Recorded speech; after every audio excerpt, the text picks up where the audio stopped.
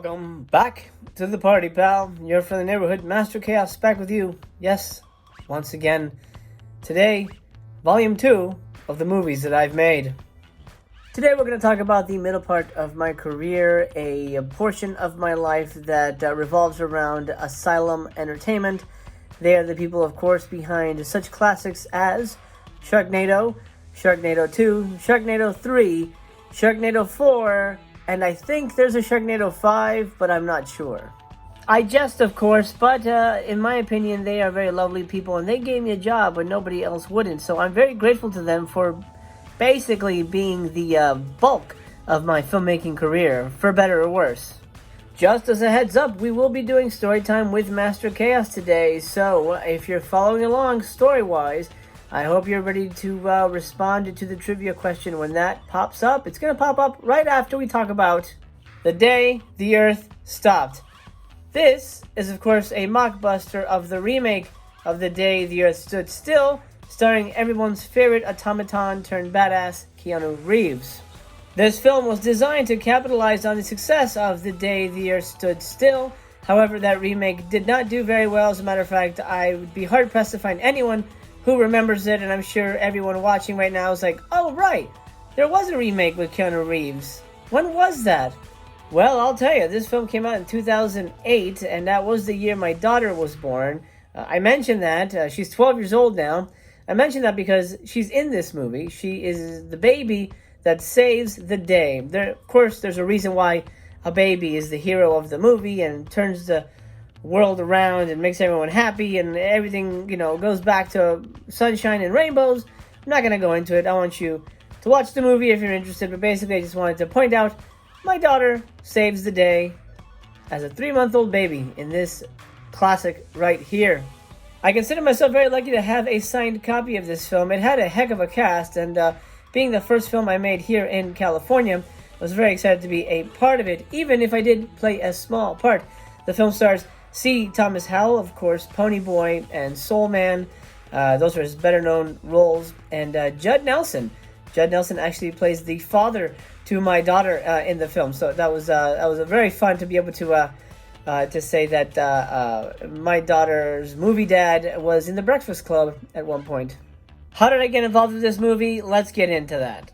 So my wife and I had moved to LA, and I knew I wanted to be there for movies. I decided to, send my script around, send query letters to agents and managers. That's the letter where you query, that's the professional term for ask, if they're looking for talent, or if they're looking for new writers, or blah, blah, blah, or if they'd be willing to read something that I wrote.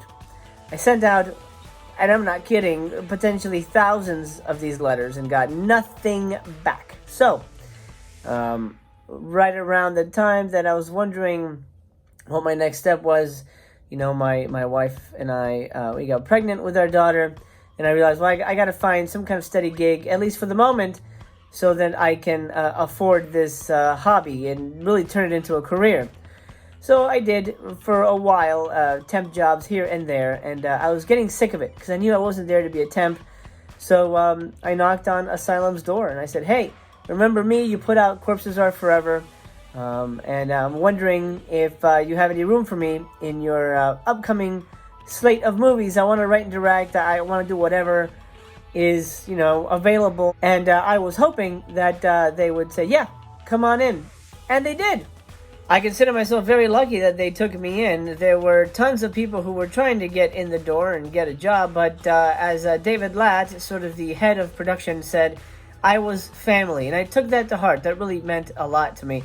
So they brought me in, and they said, well, we don't have any writing and directing jobs at the moment. However, a week later they called me and they said, we're prepping The Day the Earth Stopped. Would you be interested in coming in and being the line producer on it? Now, at this point, I had produced 2 films on my own. I didn't know the correct way to line produce a film, or I should say, produce it in the Asylum style. So they teamed me up with another producer named Adam Feiner, a guy who has since become a really great industry friend of mine. We went to war on this movie. Now, I'd never produced a movie for anyone else. And I realized I hate doing that. And I never want to do that again. This is the most difficult experience I've ever had on a movie. This right here. Almost, and I hate to put it this way, but it's almost not even worth it. It's not even worth the struggle that this movie put me through. I had arguments with the head makeup artist. For some reason, she didn't like me. And I was being kind and nice and, accommodating to everybody. We were doing our best. Had, no money, no time to get everything right. But she just didn't like me. And at one point, I just confronted her and go, what did I do? Why don't you like me? And she goes, I just don't trust you. I don't know. It's not even worth getting into. It didn't make any sense. I decided to just back off and go, I'm not dealing with her anymore. Handed her over to Adam, who was the head line producer, and I sort of became UPM, or unit production manager. Anyway, very difficult production. There was one time where one of the PAs crashed a grip truck through a rolling one of those accordion doors, and I had to basically spend 24 hours at this location waiting for the repair guys to come and fix the door, and then drive home, which was another 40 minutes away, completely exhausted. And I actually got into a fender bender, but the guy I bumped was cool. He goes, there's no damage, it's okay. I was very tired, and it was not a safe drive, to be honest. But luckily I got home, and I realized that morning when I woke up and had to get ready to go back on set, that I hate being a unit production manager. I hate being a line producer. I hate producing other people's movies. This film was not only starring C. Thomas Howell, Tommy directed the film as well. And honestly, while we were making the movie, I remember turning to the crew and being like, man, this doesn't feel like a typical Asylum kind of movie. This looks really different. It feels different. Of course, the final product, unfortunately, it just sort of like falls into that kind of milieu of film. But I was really impressed with what we were able to pull off. But the most difficult filmmaking experience of my life, and I had no creative input in it. Maybe that was it, but I also felt like my hands were tied. I felt like every day was a struggle. It was not a good time, and something I don't relish. Before I talk about my first paid writing gig, let's do story time with Master Chaos. Yesterday's movie quote was from the classic film Army of Darkness. I've got a big old poster of it back there. The person who answered the trivia question correctly was Julian Dominguez. I reached out to Julian and said, you win, continue the story, and here is what he added. Well, did he say anything about how to stop them? Because I think this is just gonna piss him off. Chuck said as he lifted the gun and took aim. Boom! What a cliffhanger right there. Very good. Thank you, Julian. Very great addition there. We have Chuck ready to drop some bombs on these weird, unearthly bugs. So let me add my portion now, and we'll get to the trivia question. Chuck threw hot lead, and 3 of the bugs fell in bloody splatters on the mountainside. Oh, we got some action now. Are the gunshots going to piss off the bugs? Are Kate and Chuck doomed? It's up to you. Time for the movie quote of the day. If you know what movie this is from, comment below. Kill her, mommy. Kill her. Sounds like that's in reference to maybe a previous video I made. Who knows? If you know what that movie's from, comment down below and you will continue the Candlewood horror tomorrow. So I walked into the Asylum offices after we had wrapped the day of the Earth Stop, and I said, I never, ever want to do that again. I only want to write and direct. Please, is there anything I can do? Well, turns out the next movie they were making was something called Countdown Jerusalem. This was an original film, which excited me because I wasn't really interested in doing any mockbusters. Honestly, to be perfectly frank and candid, because this is what this is all about, I didn't want to do a mockbuster because I felt like they were false films. I felt like they weren't really unique and important products of art. I felt like they were just sort of like honestly created to trick the consumer or to maybe just sell overseas as sort of the knockoff version. But they never felt like true pieces of cinema, and I didn't want to really be associated with them. Maybe that's ego and all that, but just as a creative person, I felt that everyone looked down on the Mockbusters, and I didn't want to be associated with them necessarily. However, Countdown Jerusalem was an original product, and I jumped at the chance. They had to test me. I wrote they said, write a sample of what you think the first scene would be. The next day I came in with 20 pages. They were shocked. 20 pages in a day? Oh, wow. Okay. Yeah. So they read it, they liked it, they thought it was, as you know, and they're not much for praise at Asylum. That's one of the things I didn't like about them. Again, I didn't need to be handheld or, pat on the back all the time, but, a little, hey, good job, that was really good, or hey, man, we're proud of you, it's looking really great. That's all, a filmmaker needs, especially from a producer, right? So they weren't really big on praise, but they thought the script sample was competent enough to handle a movie called Countdown Jerusalem. This is sort of a religious thriller, end of the world thing, where the apocalypse is coming, and it's sort of all hinging on Jerusalem and like biblical texts and things like that. And I thought that was a really exciting concept. Now, the film, of course, changed a lot from the idea in my head, as it always does. But the film, the final product is fine. I don't hate it. I didn't direct this. I wanted to direct it, but the film, because they were going to shoot partially in Jerusalem, they wanted to find a director of photography who could also direct. And Adam Silver, really talented DP. He was actually the DP on Day of the Year Stopped. Really talented guy.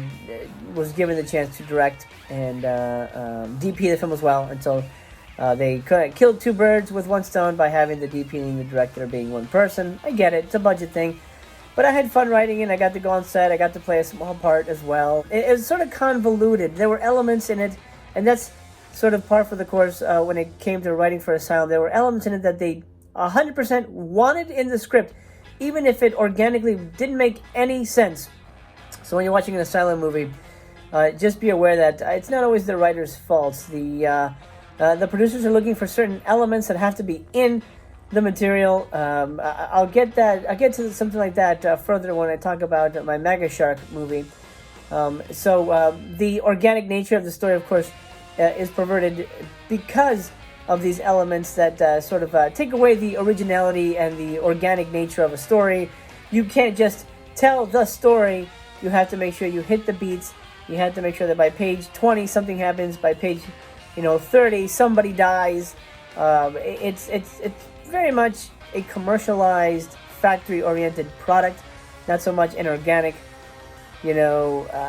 cinematic art form. And that's one of the reasons I stepped away from Asylum. Actually, after I finished this movie, they offered me a chance to write the mockbuster for their Terminator film, which at that point was cleverly titled Terminators. I thought about it for 30 minutes and I turned them down. Honestly, I'm going to be real with you guys. I consider Mockbusters the lowest common denominator when it comes to movies. This is Terminators. I don't have a physical copy of it, but I probably should because I have a writing credit on it. How did that happen? Well, I'll tell you.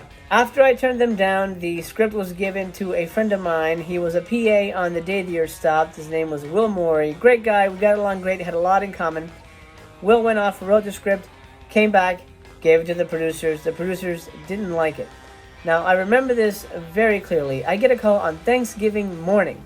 We're getting food ready, the turkey. I make the turkey in my house, FYI, and I do a whole bunch of crazy stuff with it.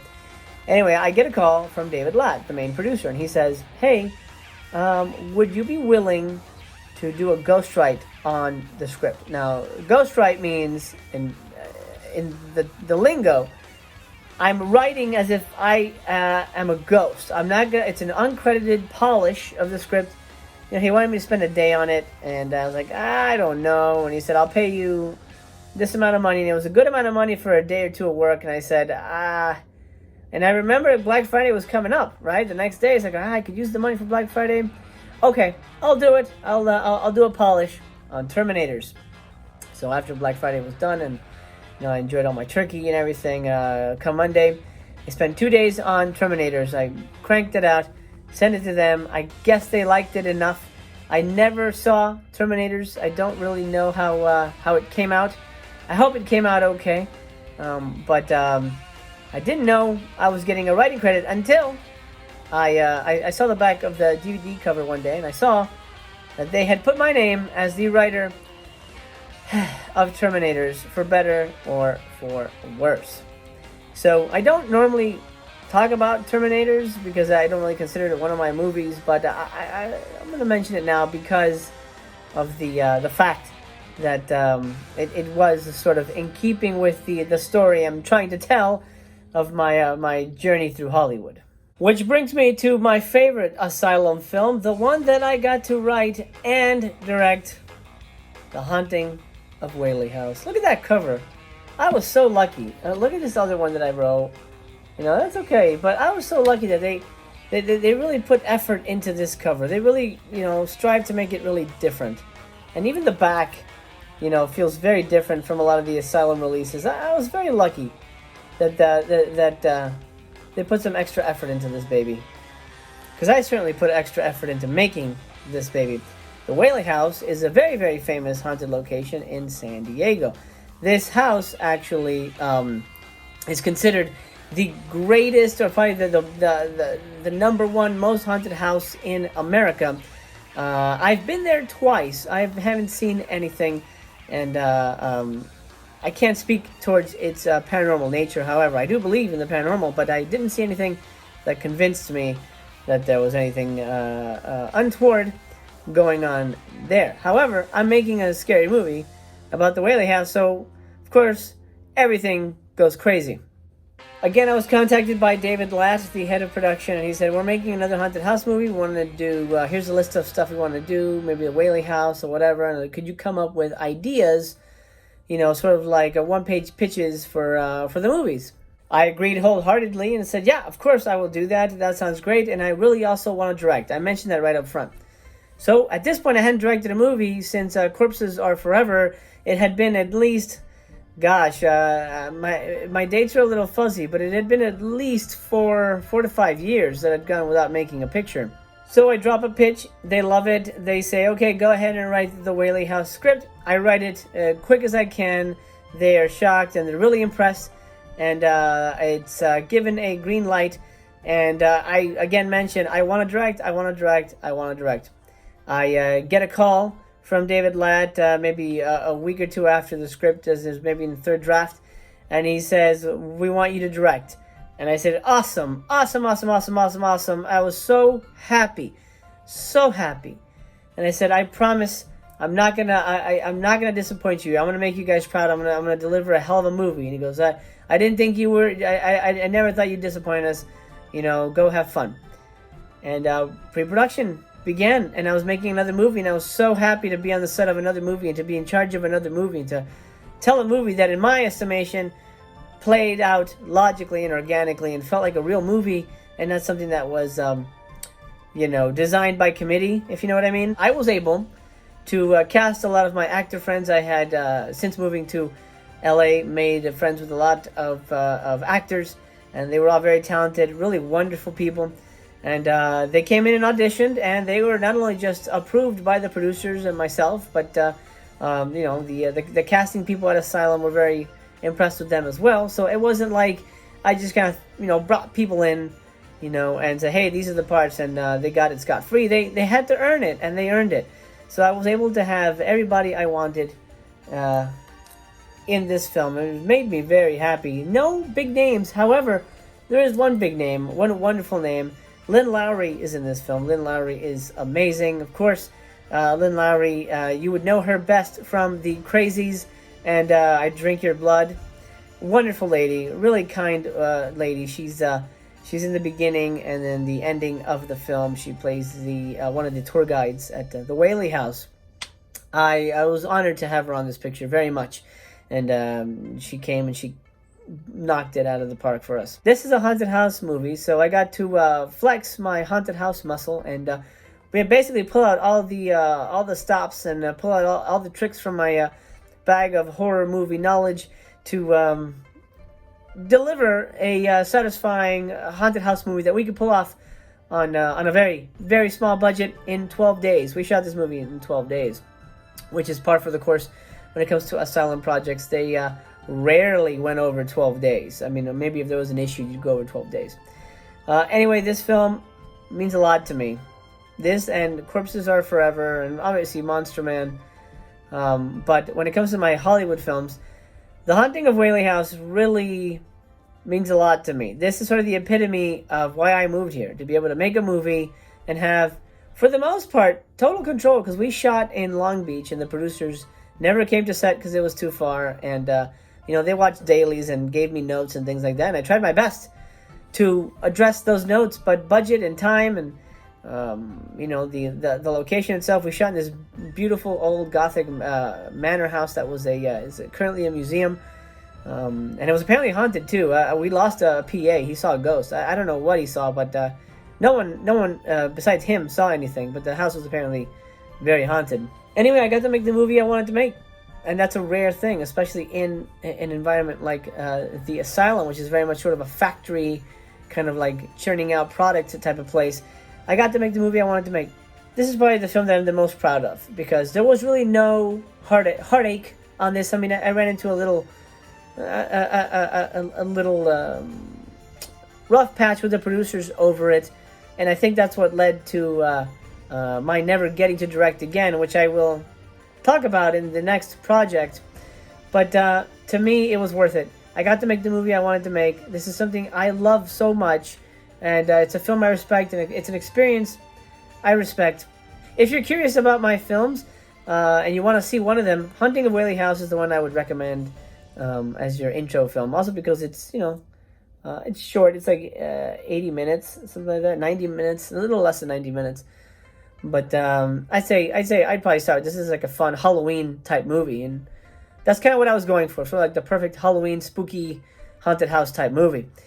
So yeah, The Haunting of Whaley House. I'm very proud of this one, and after I finished this movie, I thought, of course, logically, because I'd seen it happen to other directors at the Asylum, I'd get offered a chance to direct another film.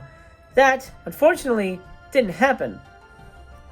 Which brings me to the last film we're going to be talking about here in Volume 2, Hansel and Gretel. This was a film I was very excited to tackle. This was, of course, to coincide with the Jeremy Renner Hansel and Gretel film. They wanted a Texas Chainsaw Massacre style Hansel and Gretel movie. I wrote up a pitch. I told them I wanted it. I wanted this to be my follow-up to The Haunting of Whaley House, but it was not in the cards because while editing The Haunting of Whaley House, I was taken aside by the producer, and he said, "You're not directing Hansel and Gretel." And I thought they had liked what I had done with The Haunting of Whaley House, because I had made a film that I thought was very unique in the canon of Asylum-type films. But the producer said, "We like your style, but you're unproducible." And I'll always remember that phrase, unproducible. You're probably wondering what unproducible means. I didn't know either. It was a phrase that I had never, ever heard before. I'll tell you what it means, though. It means that they thought I was too much of a handful to work with again in the capacity of a director. And that cut me to the core. When I tell you I've had a lot of hardships when it comes to filmmaking, I mean it. I have cuts and scrapes a mile long when it comes to getting movies made, and it does begin to wear on you. And it was hard to not be able to direct Hansel and Gretel. It really hurt me, and it really debilitated me. However, I still needed the money, and I still wanted to write it, because that was something I loved to do. So I said, okay, fine, but I still want to write it. And they said, yeah, we want you to write it. I'm like, okay. So I wrote it. I wrote Hansel and Gretel. I was able to cast Stephanie Greco, a friend of mine who appears as the lead in The Haunting of Whaley House. I was able to get her in there as Gretel. She does a great job. And Hansel is played by Mr. Brent Leidick, who does eventually come back in the sequel, but I'll talk about the sequel in Volume 3. Now, Hansel and Gretel, for me, was a very interesting experience because I wanted to direct it. And the director they got was Anthony C. Ferrante. Great guy, really nice dude. He went on after the Hansel and Gretel films to direct the Sharknado movies. For better or worse, that will be on his resume for the rest of time. And, they brought Anthony in. He was new to Asylum, but they wanted to bring him in because he had a horror name. And he had made a really great film called Boo. I don't know if you guys have seen Boo. It's a really fantastic movie. I believe an early 2000s film. Anyway, they brought him in. They wanted him to direct. He knew I wanted to direct, and I said, "Hey, it's your movie. I get it, but I want to write. Let's let's be a partnership here. Let's work as a team, and he was okay with that. So I got to go on set and watch the movie get made, and it was a little bittersweet, but it was still nice to be able to go on a set. And our big name here was Dee Wallace. Yes, we had Dee Wallace in the film, and she plays the witch, of course, and she chews the scenery like nobody's business. She is amazing in this. I highly recommend you watch Hansel and Gretel, the Asylum version, if only to see Dee Wallace kick ass.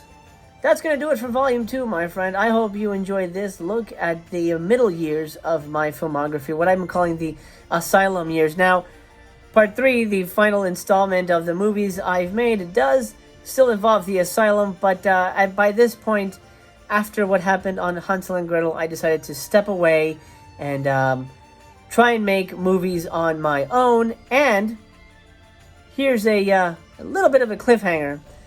I wrote a Western, and I thought it was really good. Definitely Sergio Leone inspired. I went to Comic-Con one year, and I saw a panel with Thomas Jane, and he was talking about he loves Westerns, and he reads every script he gets. If somebody emails him a script through his website, he reads every script. So I said, damn, he missed out on Jonah Hex. Let me send him my script and see what happens. So I did. I emailed him a script. 3 weeks later, I get an email from his assistant saying that Thomas wants to meet me to discuss the making of my script, A Magnificent Death from a Shattered Hand. Well, this certainly sent me on a different path. I said, I'm done with Asylum. I bid farewell, and I walked away, hoping to make a pretty badass, big-budget Western with Thomas Jane. That's where I'll leave it for today. Come back tomorrow, and I'll tell you what happened, and we'll take a look at the rest of my films. And as I promised in the first installment, I do have a film that is my last film. It's a mockumentary called Unspeakable Horrors, The Plan 9 Conspiracy. I'm going to show you how you guys can see the movie for free.